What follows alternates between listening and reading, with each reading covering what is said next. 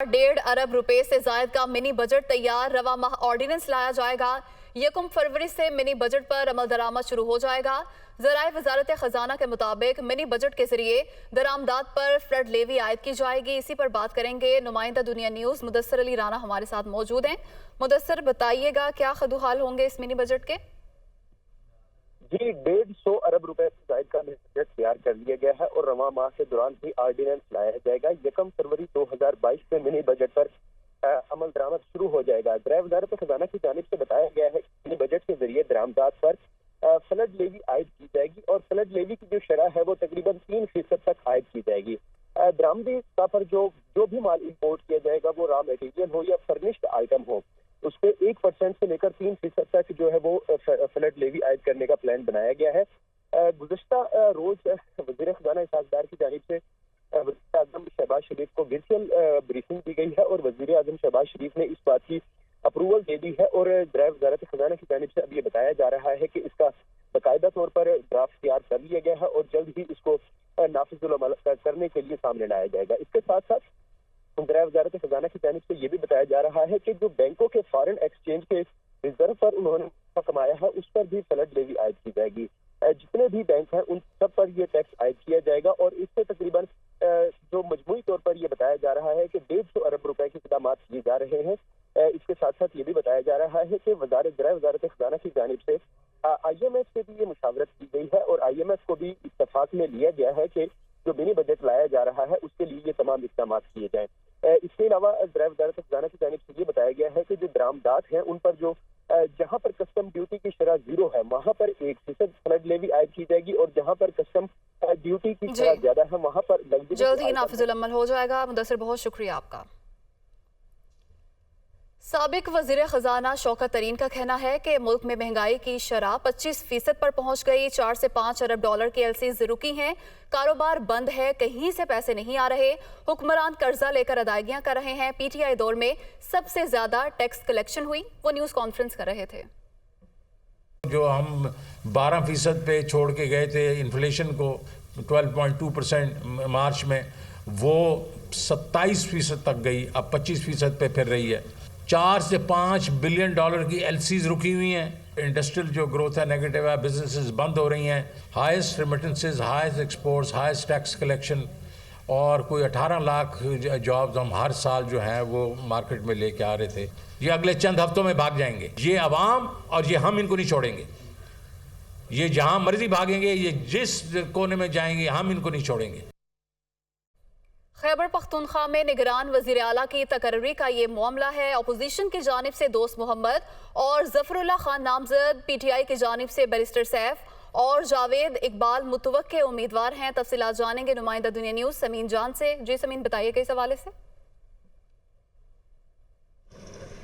खैबर पख्तूनख्वा में निगरान वज़ीर आला के लिए मुशावरत का सिलसिला ताहाल जारी है और कल रात को 2 रातों से मुकम्मल मौलाना फजल रहमान के साथ अपोजिशन की जो जमातें हैं वो मुशावरत कर रहे हैं। कल रात को भी गुलाम अहमद बलोर की रिहाइशगाह पर मौलाना फजल रहमान गए थे और वहाँ पे उन्होंने NP के साथ मुशावरत की, जहाँ पे NP की जानिब से एक नाम जो है ना साबिक IG मोटरवे और DG FIA ज़फरुल्लाह खान का नाम दिया गया है। और इसी तरह JUI की जानिब से उस दिन शूरा का इजलास हुआ था, उसमें भी पार्लिमानी पार्टी के नुमाइंदे जो हैं वहाँ पर शरीक थे। उन्होंने भी अपनी तरफ से एक नाम जो JUI की जानिब से दिया गया, वो साबिक चीफ जस्टिस जो दोस्त मोहम्मद हैं उनका नाम जो है ना शामिल किया गया है। इसी तरह PTI की जानिब से वज़ीर आला ने इमरान खान के साथ मुशावरत की और मुशावरत का अमल जो है ना उन्होंने इमरान खान के साथ मुकम्मल कर लिया है और 2 नाम जो है ना उन्होंने इमरान खान के साथ मुशावरत के साथ जो है ना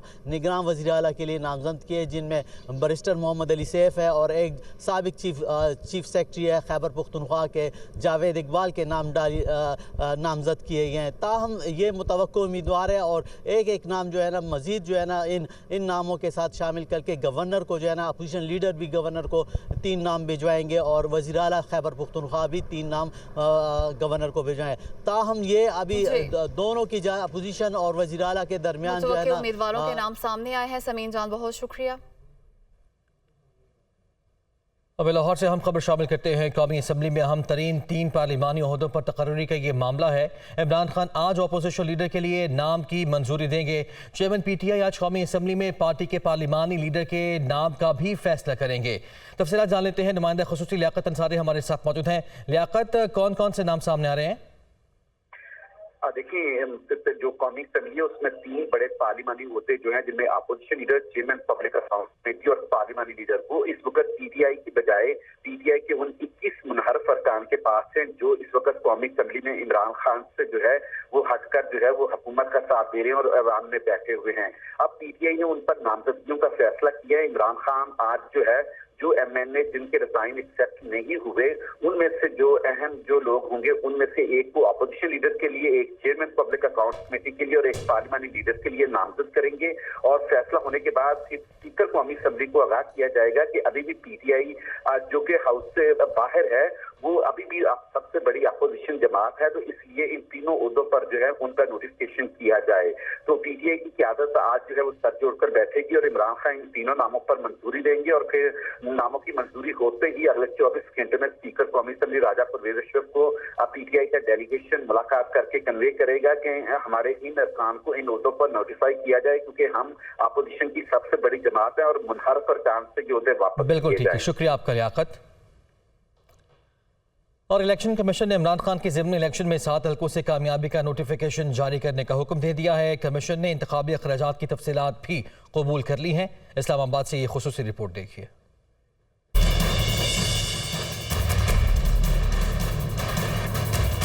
चेयरमैन PTI इमरान खान की असम्बली वापसी की राह हमवार। इलेक्शन कमीशन का 7 हल्कों से कामयाबी का नोटिफिकेशन जारी करने का फैसला। इंतखाबी अखराजात ताखीर से जमा कराने पर दरगुजर करने की इस्तदा मंजूर।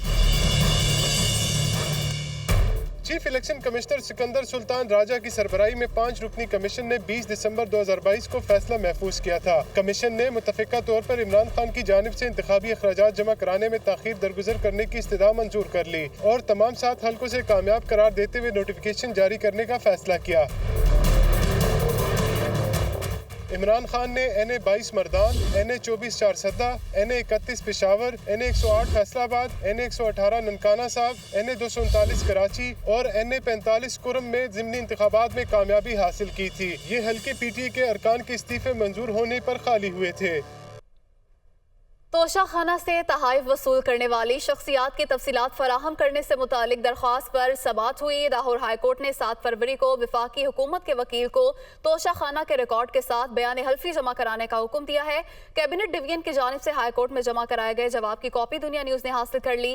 इस पर मजीद बात करते हैं नुमाइंदा मोहम्मद अशफाक से। जी मोहम्मद अशफाक, बताइएगा कैबिनेट डिवीजन की जानिब से क्या जवाब जमा कराया गया? जी बिल्कुल, लाहौर हाईकोर्ट में 1947 से तोशाखाना से तहाइफ वसूल करने वाली शख्सियात की तफसीलात फराहम करने की दरख्वास्त पर अदालत ने 7 फरवरी को वफाकी हुकूमत के वकील और हेड ऑफ तोशाखाना डिपार्टमेंट के मुकम्मल रिकॉर्ड समेत बयान हल्फी जमा करवाने के अहकाम जारी कर दिए। जस्टिस आसिम हफीज ने रिमार्क दिए कि अगर एक BMW की गाड़ी का तोहफा आता है और कहा जाता है कि इसके बदले एक ठेका दे दें तो फिर क्या होगा। जस्टिस आसिम हफीज ने कहा कि अगर अदालत मुतमईन हुई कि वाकई ये तोहाइफ खुफिया होनी चाहिए तो अदालत इसको पब्लिक करने का हुक्म नहीं देगी। दौरान समाअत कैबिनेट डिवीजन की जानिब से तहरीरी जवाब अदालत में जमा करवाया गया, जिसकी कॉपी दुनिया न्यूज़ ने हासिल कर ली। कैबिनेट डिवीजन ने जवाब में ये कहा कि 2015 में वज़ीर-ए-आज़म ऑफिस ने तोशाखाना की तफसीलात को खुफिया रखने के हवाले से नोटिफिकेशन जारी किया। तफसीलात पब्लिक होने से मीडिया गाइब बनेगी और फिर बैनुल अक़वामी ताल्लुकात मुतासिर हो सकते हैं। जी मोहम्मद अशफाक, बहुत शुक्रिया, आपने तफसीलात से आगाह किया। मुस्लिम लीग नून के नायब सदर और चीफ ऑर्गेनाइजर मरियम नवाज ने 29 जनवरी को वतन वापस आने का ऐलान कर दिया। मुस्लिम लीग नून के नायब सदर और चीफ ऑर्गेनाइजर मरियम नवाज शरीफ ने वतन वापसी का शेड्यूल तब्दील कर दिया। मरियम नवाज शरीफ 20 जनवरी के बजाय 29 जनवरी की शब 4 बजे लंदन से लाहौर पहुंचेंगी।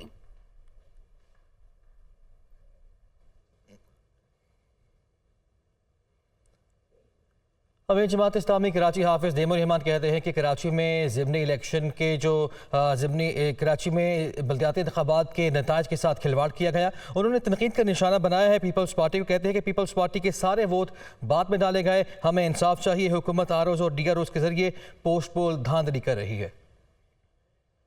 बल्दियाती इंतखाबात के इनेकाद के बाद 4 दिन गुजर चुके हैं, लेकिन 4 दिन गुजरने के बावजूद ये मामला कहीं आकर टिक नहीं रहा, बल्कि हुकूमत की तरफ से अपने आरओज़ और डीआरओज़ के ज़रिए से पोस्ट पोल धांधली के रिकॉर्ड कायम हो रहे हैं। प्रिजाइडिंग अफसर भी जिसका तकर्रुर उन्होंने किया था, उनको भी एक ख़ास तरीके से अपॉइंट किया गया था ताकि अपनी मर्जी के नताइज हासिल किए जा सकें। मैं कह रहा हूं कि अब ये पूरा प्रोसेस इलेक्शन कमीशन में चला जाना चाहिए, आरओज़ पे नहीं छोड़ना चाहिए। यही मेरा मुतालबा है बार बार, वरना ये चलता ही रहेगा झगड़ा और ये मारामुरी चलती रहेगी। ये क्या निज़ाम है कि ब्यूरोक्रेसी पीपल्स पार्टी का दुमछल्ला बनी हुई है, कोई पूछने वाला नहीं है, कोई चीफ सेक्रेटरी इसका एक्शन लेने वाला नहीं है। तमाम तर अमले की हिदायत और बार बार डायरेक्टिव्स जारी हो रहे हैं, सर्कुलर जारी हो रहे हैं, लेकिन प्रिजाइडिंग अफसर अपने आरओज़ और डीआरओज़ के कहने पर फॉर्म 11 और फॉर्म 12 देने के लिए तैयार नहीं है। ये धांधली, पोस्ट पोल धांधली का एक बहुत बड़ा समझ लें हथियार के तौर पर इन्होंने ये काम किया। तो नाज़रीन, कराची में बल्दियाती इंतखाबात के दूसरे मरहले के नताइज आ गए हैं। अब तक के नताइज के मुताबिक पीपल्स पार्टी सबसे बड़ी जमात है, जमात इस्लामी का दूसरा नंबर है, जबकि तहरीक इंसाफ का तीसरा नंबर है। अब मामला है मेयर के इंतखाब का, लेकिन किसी भी जमात के पास वाज़िह अक्सरियत मौजूद नहीं है। इसी हवाले से जोड़ तोड़ क्या होगा, इस रिपोर्ट में जानिए।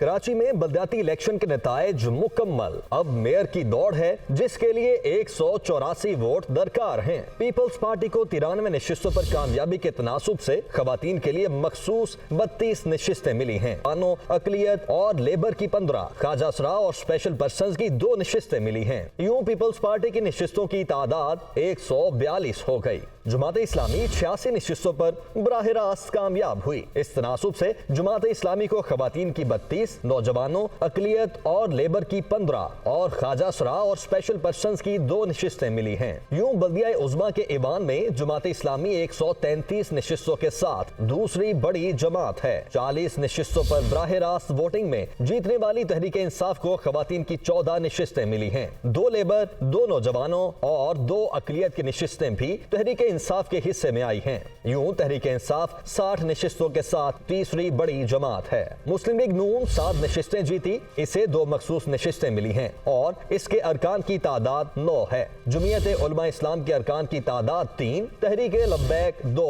और दीगर मुंतखब अरकान की तादाद 4 है। 11 यूनियन काउंसिल्स में उम्मीदवारों के इंतकाल के बायस इलेक्शन नहीं हो सका और उन नशिस्तों के तनासुब से मखसूस नशिस्तें भी अभी खाली हैं। 184 का जादुई हिंसा किसी जमात के पास न होने की वजह से मेयर के लिए जोड़ होगा। पीपल्स पार्टी सबसे बड़ी जमात मेयर के लिए जमात इस्लामी से हाथ मिला सकती है। इसका इजहार वजीर आला सिंध भी कर चुके हैं। इस वक्त हमारी सीटें सबसे ज्यादा हैं, हक हमारा है मेयर बनने का, लेकिन हमारी पूरी कोशिश है कि हम जो दूसरी बड़ी जमात है, जमात इस्लामी, उसके साथ मिलके काम करें। जमात इस्लामी से मुमकिना इत्तेहाद का इशारा सईद गनी दे चुके हैं।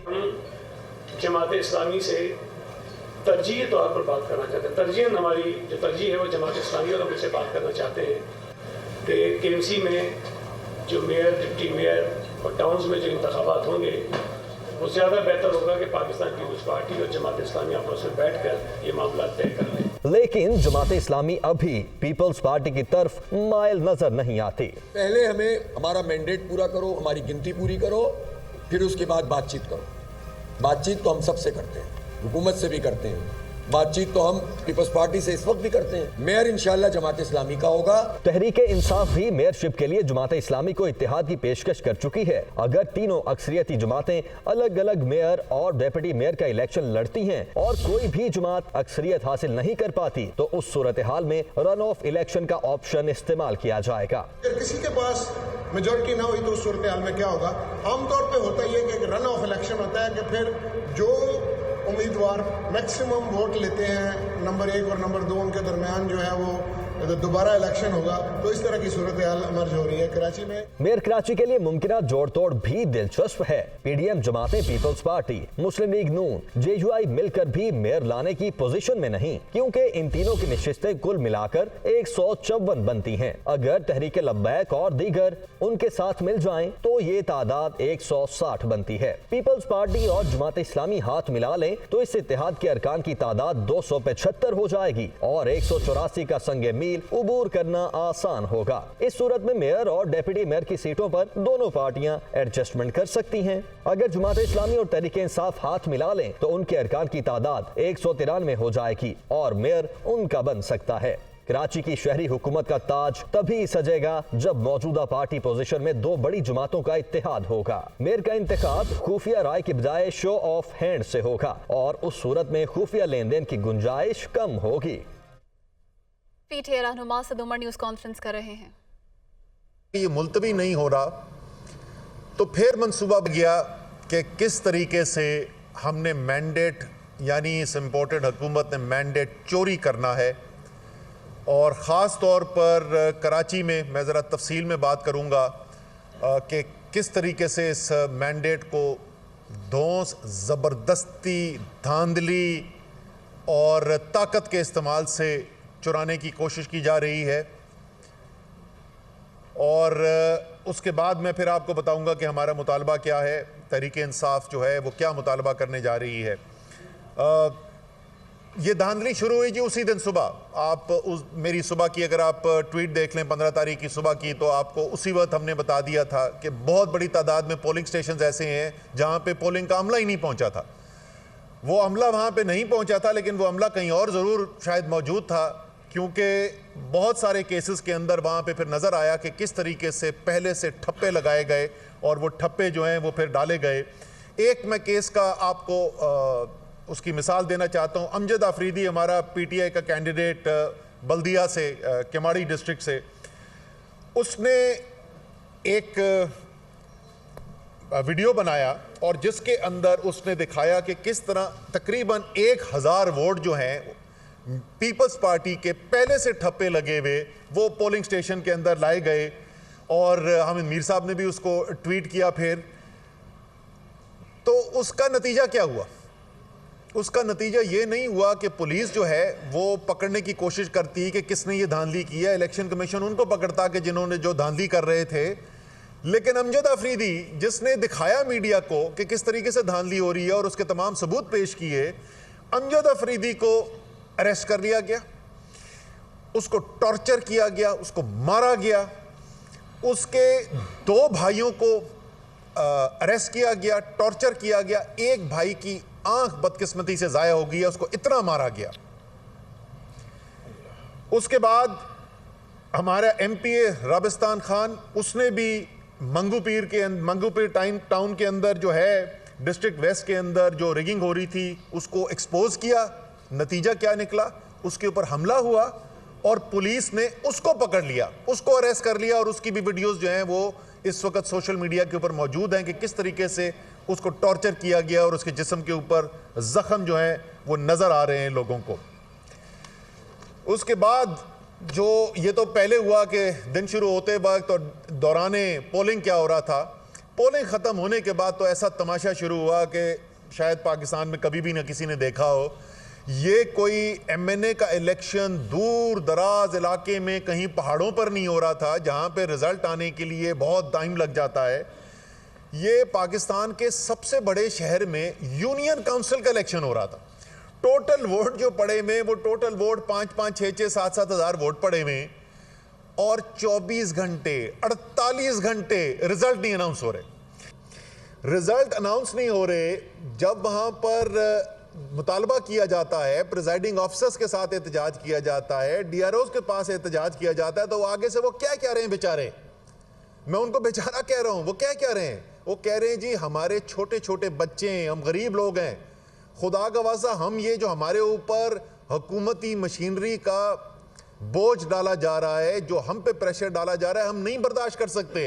आप किसी और फोरम पे जाके अपनी जंग लड़े, हमें पता है आप जीत गए, हम नहीं दे सकते आपको रिजल्ट क्योंकि हमारे ऊपर बेतहाशा प्रेशर है। इंतजामिया ECP बेबस नजर आ रही है इसके अंदर। कोई थोड़ी बहुत उन्होंने कार्रवाई करने की कोशिश की है, लेकिन जो बड़ी पिक्चर है उसके अंदर वो बेबस नजर आ रही है। अब इसके बाद जब ये सारा हुआ तो जाहिर है लोगों ने एहतजाज करना था।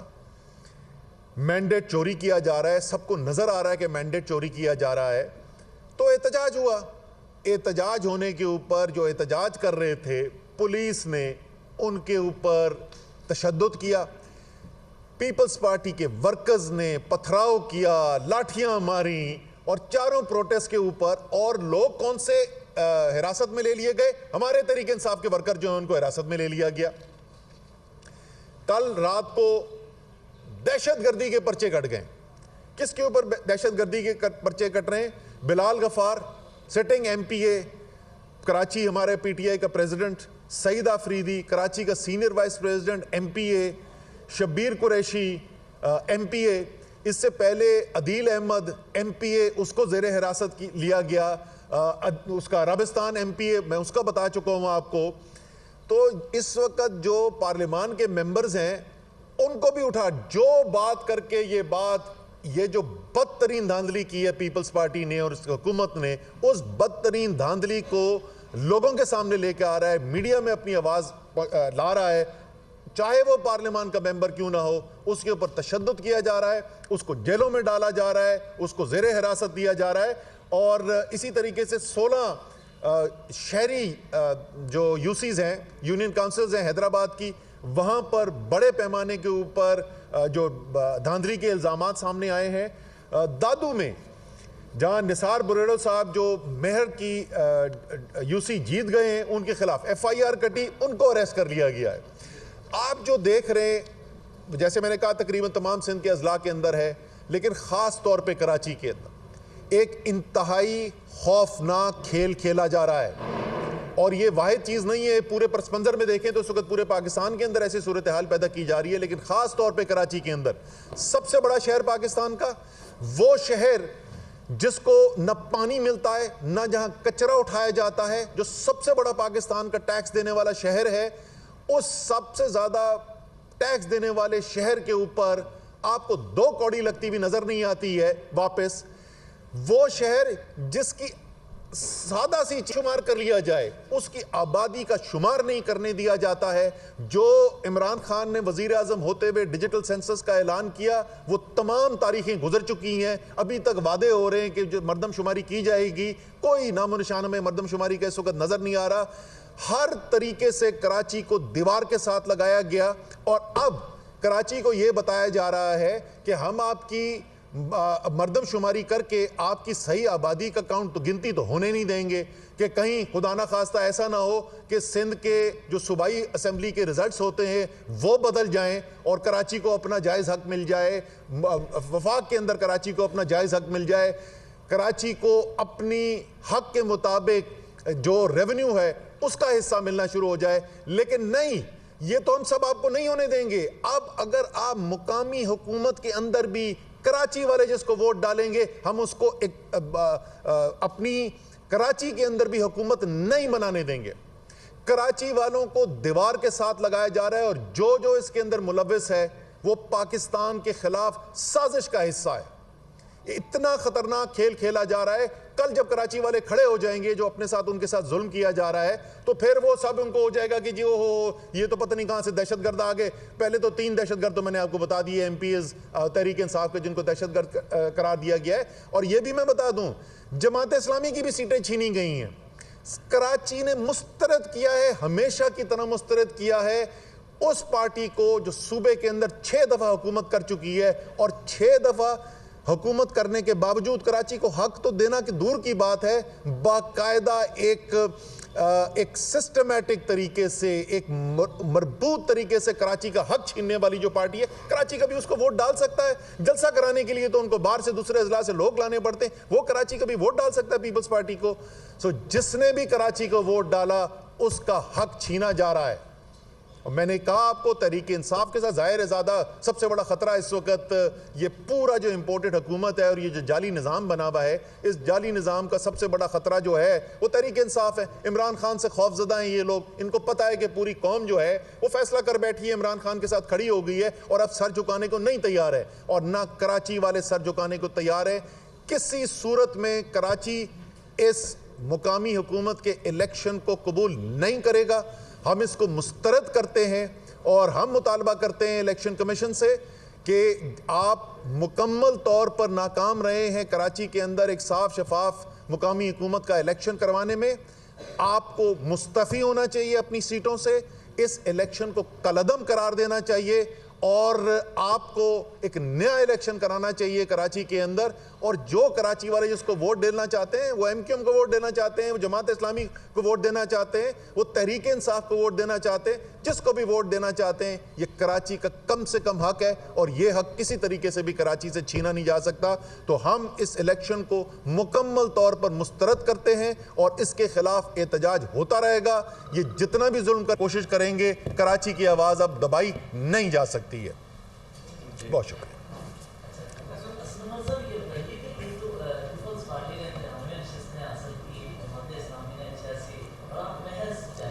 सही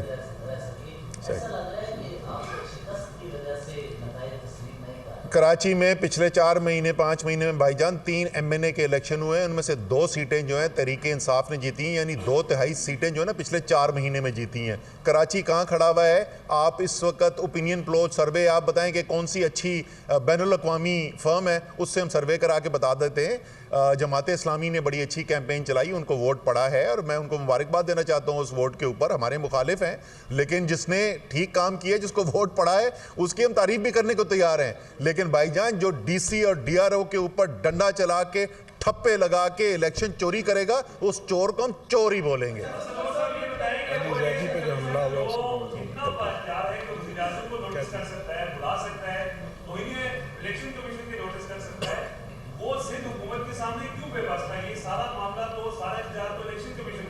बिल्कुल इलेक्शन कमीशन से आपने इस्तीफे का मुतालबा किया, ये पहले भी मुतालबा करते रहे, लेकिन वो आप मुतालबात में जो भी मानते हैं, इसमें कानूनी तौर पर क्या ऑप्शन है आपके पास इलेक्शन कमीशन के खिलाफ इन सबूतों की बुनियाद? अच्छा, आपने अच्छा याद दिला दिया कि वो इसी इलेक्शन कमीशन ने असद उमर के ऊपर वारंट ऑफ अरेस्ट इशू किए हुए हैं, ठीक है ना।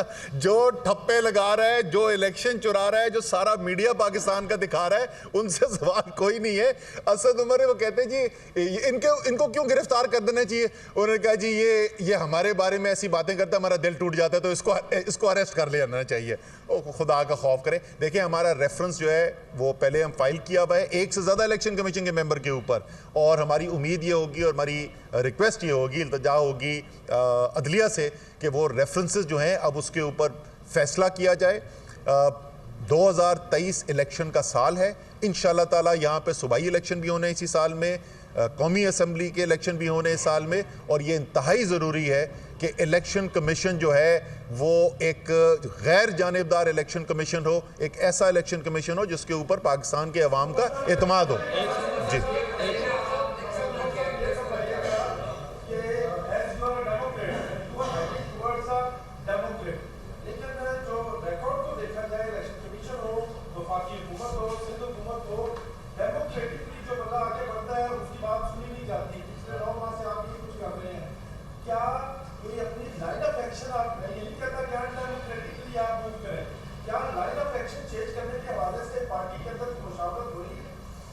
देखिए, मुझे एक चीज़ सच्ची बात है, मुझे पूरा आपका सवाल समझ नहीं आया, लेकिन अगर आप ये कह रहे हैं कि तहरीक इंसाफ जो है वो यकीन रखती है जमहूरियत के अंदर और हमारी नज़र के अंदर पाकिस्तान का मुस्तकबिल जमहूरियत से जुड़ा हुआ है, तो ये तो बिल्कुल दुरुस्त बात है। और उसके लिए तहरीक इंसाफ को जब एक गैर जमहूरी अमल होता हुआ नज़र आया, एक बैरूनी मुदाखलत के ज़रिए पाकिस्तान के अंदर मैंडेट छीनता हुआ नज़र आया, उस मैंडेट के ऊपर भी बड़े सवालात उठाए जाते हैं कि क्यों हुआ और वो कैसे हुआ। सो एक आपके सवाल से मुझे याद आ गया, अभी मैं आपकी बाकी बात का भी जवाब देता हूँ। फारूक सत्तार ने एक स्टेटमेंट दिया है जिसमें फारूक सत्तार ने कहा है कि ये जो पीपल्स पार्टी जो है वो मुआहदा जो हमारा हुआ था उस मुआहदे के ऊपर अमल नहीं कर रही है। तो मैं सवाल पूछ रहा हूँ और मैं ज़ामिनों से भी सवाल पूछ रहा हूँ, तो मेरा फारूक सत्तार साहब से सवाल है कि फारूक भाई, जब आपने इतनी बात आके कह ही दी है मीडिया के सामने, तो यार ये भी बता दें कौन को कि जामिन कौन थे। हम भी उनसे सवाल पूछ रहे हैं कि भाई MQM से मायदे के जो आपने ज़मानत दी थी उसके ऊपर अमल दरामद आप क्यों नहीं करवा रहे हैं। देखें, हमारी जद्दोजहद जारी रहेगी। जो भी आइन और कानून के अंदर रास्ता दिया हुआ है वो हर रास्ता हमने इस्तेमाल किया है और करते रहेंगे। हमने इलेक्शनों के अंदर भी जाकर ये साबित किया, 75% से ज़्यादा कौमी असम्बली, सूबाई असम्बली की सीटें तहरीक इंसाफ जीतती रही है। पाकिस्तान की तारीख के सबसे बड़े जलसे किए इमरान खान साहब ने, 2 लॉन्ग मार्चेस की, हमने रैलीज निकाली, हमने vote of confidence Punjab assembly में लेकर दिखाया। अभी देखें अगली बारी शायद कौमी असम्बली की वोट ऑफ नो कॉन्फिडेंस की आने वाली है। तो हम जो भी जमहूरियत के अंदर हमारे रास्ता मौजूद है, हम हर रास्ता इस्तेमाल करते रहेंगे कि पाकिस्तान एक हकीकी तौर पे एक जमहूरी मुल्क बने।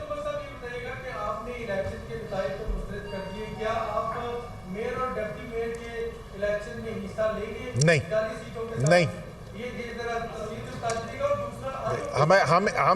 हम बिल्कुल इसके लिए उम्मीदवार नहीं है किसी सीट के लिए इस कराची के इलेक्शन में।